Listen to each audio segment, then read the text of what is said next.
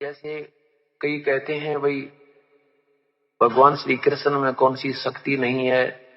जैसे अहिल्या गौतम ऋषि की पत्नी पत्थर की बन गई थी और भगवान श्री कृष्ण के खड़ाओं की रज पड़ते ही, चरणों की धूल गिरते ही और वो देवी बनकर के स्वर्ग में चली गई थी।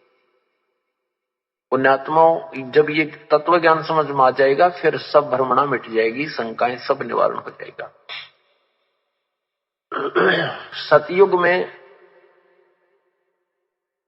गौतम ऋषि की पत्नी के ऊपर इंद्र के, स्वर्ग के राजा इंद्र की बदनीत होगी।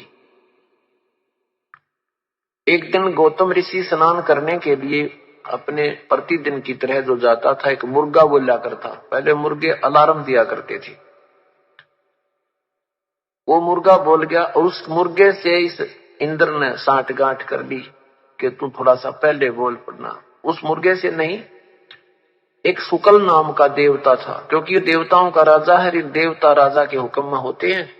उस शुक्ल नाम के देवता से कहा कि तू मुर्गा बनके और 2 घंटे पहले बोल पड़ना। ऐसा ही किया गया।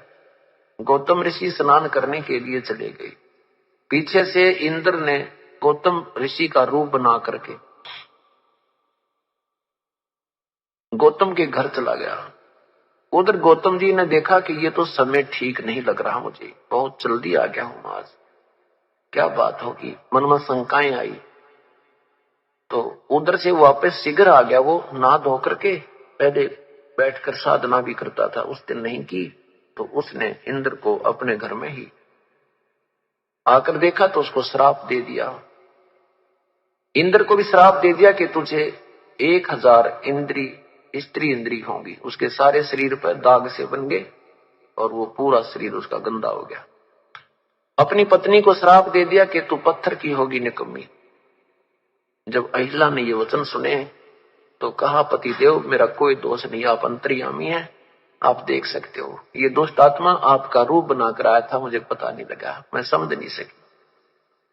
जब गौतम ऋषि का वो गुस्सा ढीला हुआ तो उसने भी महसूस किया कि इसका दोष नहीं था। अब अहिल्या ने याचना की कि मुझे आप ये श्राप ना दो, मुझे श्राप मुक्त कर दो। गौतम ऋषि ने कहा कि श्राप वापस नहीं हो सकता, श्राप मुक्त मैं नहीं कर सकता। तो फिर कहा कि मेरा कल्याण कब होगा। अहिल्या ने पूछा कि मेरा कल्याण कब होगा, ये तो कृपा करके मुझे बता दो कि त्रेता युग में विष्णु शापवश, क्योंकि नारद जी ने शाप दिया था कि तू बंदर, तो एक पूरा जीवन अपनी पत्नी के वियोग में निभाएगा। पूरा जीवन तेरा एक मनुष्य जीवन का होगा और अपनी पत्नी के वियोग में ही तू बिताएगा, क्योंकि नारद को बंदर का मुंह विष्णु ने लगा दिया था। उस शापवश भगवान विष्णु श्री राम रूप में त्रेता युग में आएंगे, उनको वनवास होगा। देखो ये पहले निर्धारित थी इनकी सारी लीलाएं।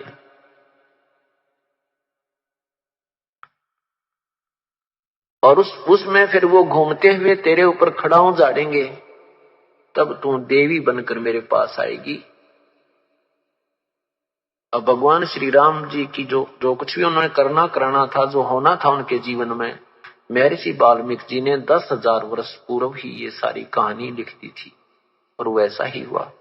ऐसे ही काफी लाखों वर्ष पूर्व गौतम ऋषि ने बता दिया था कि ये ऐसे ऐसे विष्णु जी को श्राप लगा हुआ है, वो जाएगा वहां पर रामचंद्र बनकर राजा दशरथ के घर में और फिर तेरे ऊपर खड़ाऊ झाड़ेगा जब तेरी मुख यानी ये पत्थर से तू देवी बनेगी। तब अहिल्या ने कहा कि भगवान अब सतयुग है, फिर त्रेता आएगा, द्वापर आएगा, फिर त्रेता आएगा। ऐसा नहीं हो जाए कि त्रेता पहले आ जाए। तो कहते हैं गौतम ऋषि ने कह दिया कि ये हो जाएगा। अब त्रेता युग द्वापर से पहले आ गया। कह दिया कि ऐसा हो जाएगा क्योंकि काल ने ये फिल्म बनाकर रखी है और जो सी भी सीडी चढ़ा देगा वह चल पड़ेगी। इस काल ने पहले ही सबके जो कुछ भी जिसके इसके लोक में प्राणी हैं, इसके अंतर्गत हैं, उनके सब संस्कार प्रत्येक युग के निर्धारित किए हुए। तो उसने वह गौतम ऋषि की प्रार्थना से त्रेता युग पहले कर दिया। तो कहने का भाव ये है दास का कि ये भगवानों ने जो कुछ भी करना था इन अवतारों ने, इनको पहले ही निर्देश थे। ये तो कठपुतली थे काल के हाथों में, उतना ही करके चले गए जो इन्होंने करना कराना था, इससे कम और ज्यादा नहीं कर सकते।